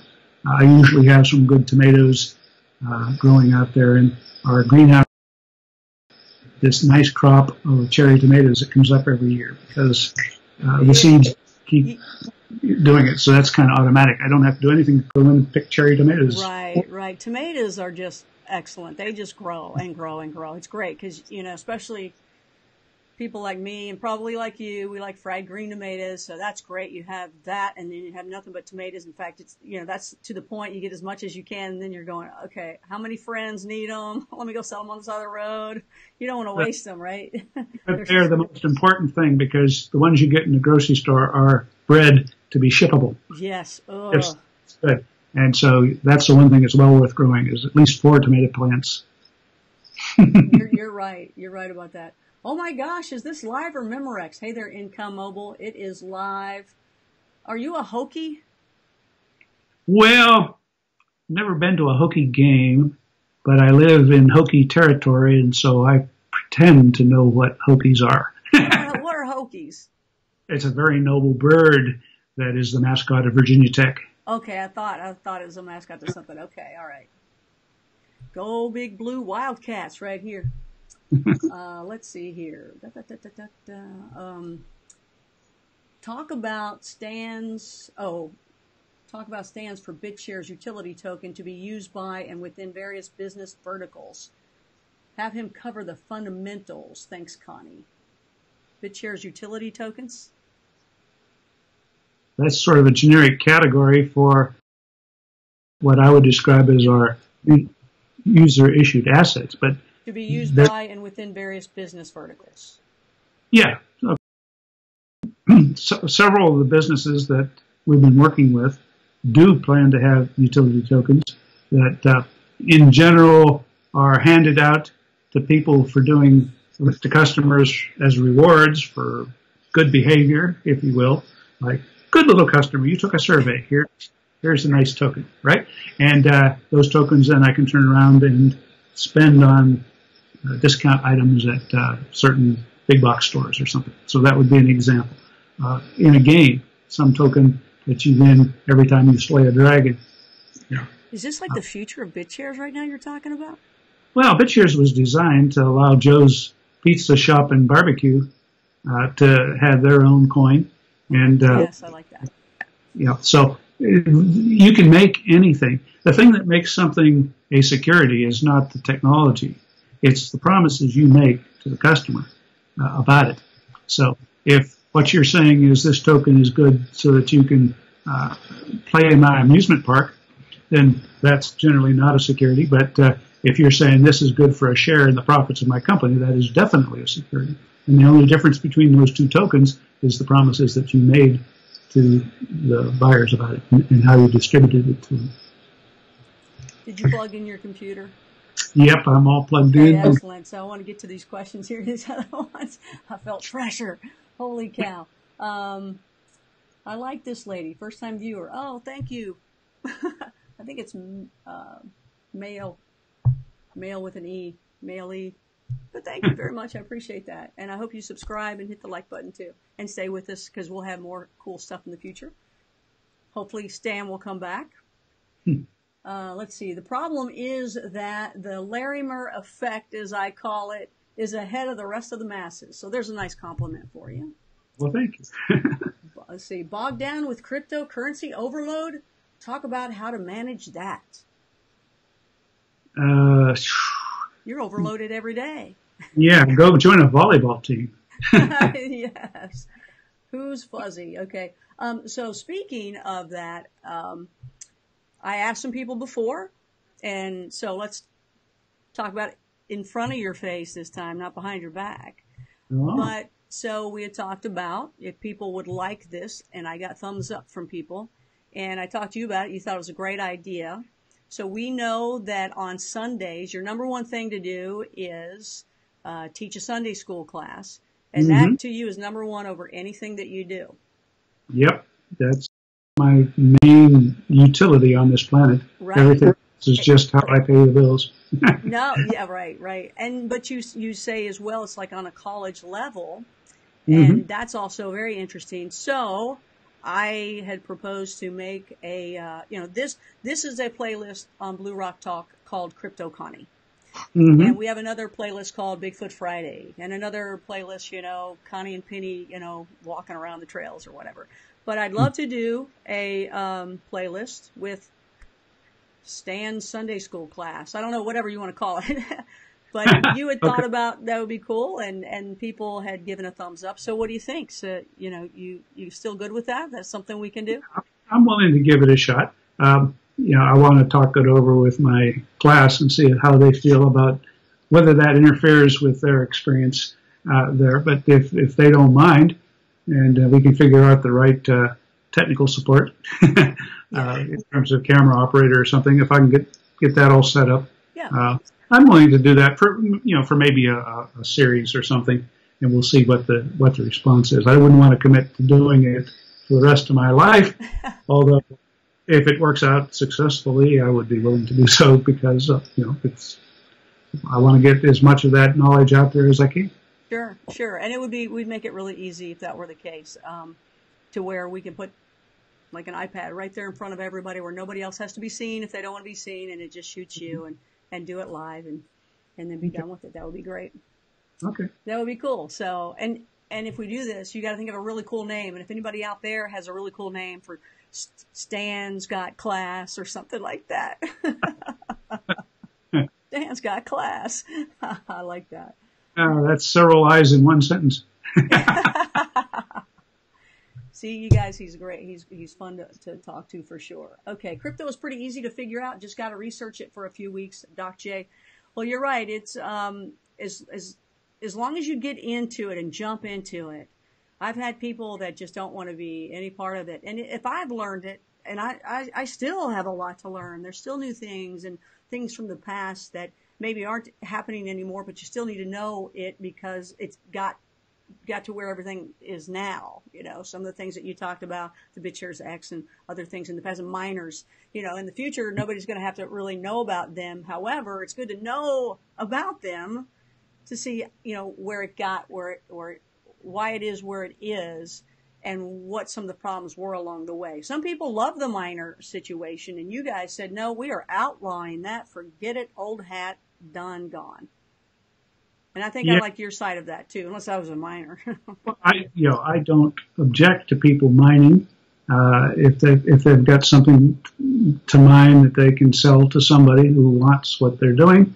It's a free country, and that's perfectly fine. I'm just saying that if you're trying to design a complete new global financial system, you don't want to tie yourself to boat anchors like that. Here we go. Sorry, I had to get back to me. So, Income Mobile is, I think, talking about some competition. I don't know. He said, who's behind Beyond Bitcoin / BitShares channel? It's run by Fuzzy. Do you know? Yeah, he's one of the most awesome, well-known. Oh, is he? I don't know him. Oh, okay. You ought to interview Fuzzy. That would be cool. Yeah. Collaboration is what it's about. Absolutely.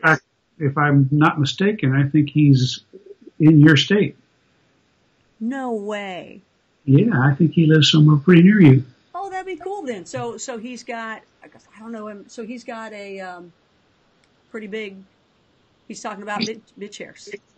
Yeah, he's been a guy that does a weekly get together. It used to be called a mumble, but he's moved on to new technology, and it goes on for several hours. I think it's on Saturday mornings right now, and it's where people get together and on Steemit they actually vote for what topics they want to see covered, and the one that gets the most votes goes first, and he does about 5 or 6 of them in that time.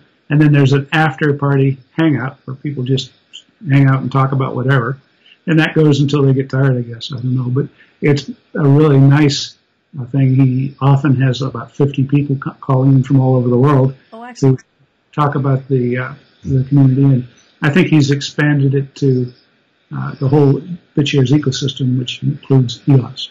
Notice I didn't say it's the EOS ecosystem that includes BitShares. Yeah. No. Well, that would be great. Collaboration is the way to go, for sure. So that would be cool. I hope to. Fuzzy has had Dan's ear from the beginning. I support him to the something in there. I can't see what that is. So that's cool. Well, I would love to get to talk with him. And let me ask you this. Am I ever going to be able to talk with Dan? Can you set me up to bring Dan here on Blue Rock Talk, whether it's by himself or with both of you? Well, it's possible. I generally have an agreement not to do any business things with him because he needs to focus on his new company and his new associates. So, I can certainly mention it to him, but I try not to engage in any business. Put you on the spot, didn't I? Quit being polite over there, Dad. I will tell everybody I cannot deliver Dan to any event. He is so busy that I went straight to you right on the spot. It's a question of people. I get asked a lot. Sure. But, he's dedicated to making his new project a success, and we try to leave him alone to do that. No, I get it. I understand. I don't think I've ever asked you that before, so I thought I'd just do it here. Because, if you had an opportunity to do that just to pester me, you would. That's the way it is. That's okay. Let's see. Stan. Well, Pat, I'll have to get Fuzzy. That'll be cool. If you can help me out there, that would be great. That would be fun to do. Especially if he's here in Kentucky. Holy cow. Come on. Yeah. Fuzzy has such a rich, deep voice, and it's smooth and mellow. Wow. And just be the kind of guy you'd want to get on. I love it. Good radio voice. Stan, can you talk high level about a couple future items you're working on next for BitShares, which he's actually done, but, just a quick briefing of the future? Well, we're going to continue going around talking to several different categories. There's the ones who are looking for their own coin or wanting a coin, and I try to talk them to use one that's already existing. The days where everybody should have their own coin, they're probably gone. There's reasons to do it, but there's also headaches and regulatory uncertainty and stuff. If you can pick up a digital coin like the Quint that's already had all the regulatory homework done on it and use that as part of your business, we'll show you how to do that. So I'm going around talking to companies like that, and those are the kind of things that I can't reveal until such time as they are ready.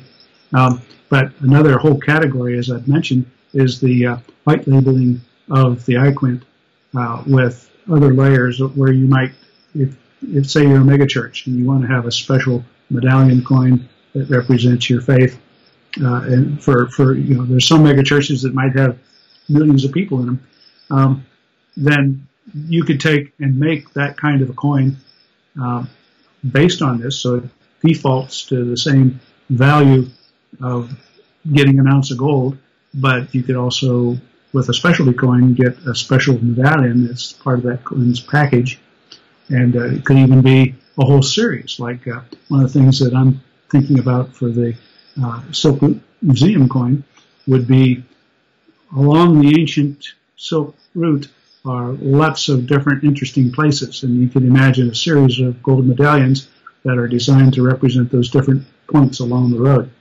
And that could be a whole series that would be backing that particular coin.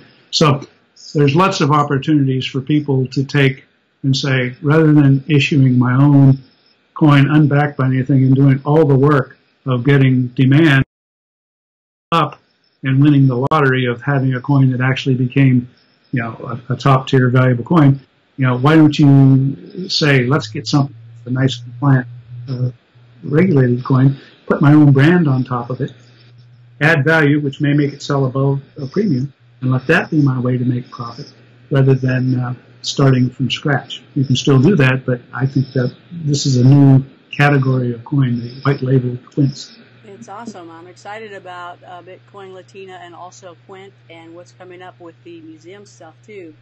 The what is it? Silk Route. Yeah, Silk Route Museum is the name of the thing, and of course the new Silk Road is what President Xi in China calls it, but he more often calls it One Belt, One Road. I'm not sure exactly why that is, other than if you look at it on the map, it's a network of roads, right. And a bunch of loopy belts, but he calls it one belt, one road. I think it's sort of a mental view of uniting the world. What can he do to tie more and more of the world together in a new economic low friction zone? And boy, that's a really cool concept if everybody adopts it. It's all fun. Blue Rock Talk with Connie Willis. You're watching. This is Crypto Connie along with Stan Larimer. We're going to wrap it up here in the next 10 minutes. So get your questions in. Stan, if you can answer the last ones really quickly so that we can, wrap it up here. We've had you for a good almost 2 hours here. So we appreciate your time like that. Let's go ahead and just check real quick here. Somebody had said they had noticed that I had 6 thumbs down, which is crazy. Not with something like this. This is awesome. So they said must be Tether supporters. So those of you that are here, please hit the like button. Let us, that helps with Blue Rock Talk here, and hit subscribe if you haven't already. Hit that notification bell because there's going to be more to come here on Crypto Connie, of course, with Stan and some other people too. So please hit those like buttons now for me. And those, I think you're right. I mean, why even do that? Why, be a bummer, and then leave, just leave. Just shut the door. Don't let it hit you on the way out. So what's wrong with these people spreading hate? Let me see if I can see some of these here. You guys, hopefully I can get to yours before we go here. So again, Stan, if you can go kind of quick. How's $1 billion campaign progressing? How's that going? Oh, it's still alive and well. We just had a review of that, and they're adding more and more things to it, and they've got a nice economic model behind it now that they're turning on. So yeah, we're going to make more and more use of that. Have more celebrities on it, and all kinds of interesting things. So it's taken a while, but it's growing, and it's still part of our plan. And it's a really cool idea. Totally. Where can we get more information regarding token usage, applications, creative ideas?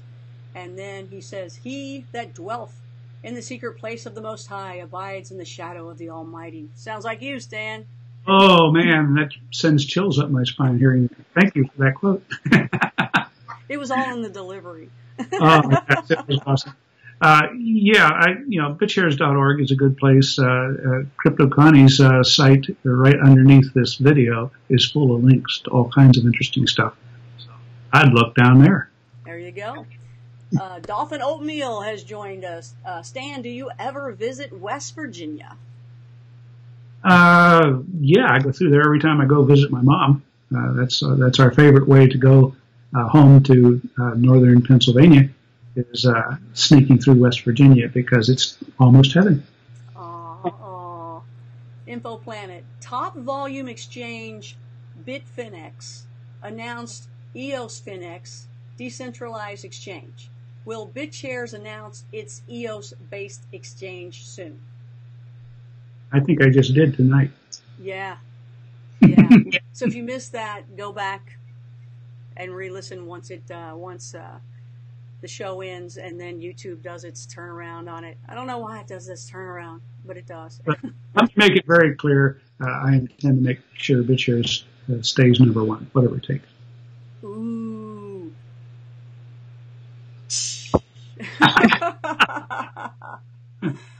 Let's see here. Should we be concerned about the long-term viability of Steam if EOS creates a competing social media blockchain? Or is the pie big enough for them to coexist? Oh, the pie is plenty big enough. But it's all about community, right? And one of the things Steam has as a serious problem is a few nasty players going around doing nasty things to people. And so that opens up a wonderful new niche for a new organization that does not have evil whales. Okay? So that's, I think, the biggest problem right now is Steam got born with some evil whales. And those are harming it. And it's kind of funny because those whales have a lot of steam, and they're hurting the value of their own coin and going to cause a competitor to come up that doesn't have them in it. And it's not very hard to get rid of whales. Let me describe for you a simple algorithm for cloning Steam, which is to do a new version of it and share drop 100% onto the current holders of Steam, so you're not stealing anything from anybody, except the algorithm goes and looks to see where somebody has flagged somebody that got lots of good votes. Because if there's a flag against somebody that has got a lot of minnows voting up and one big whale voting down, that's an evil whale.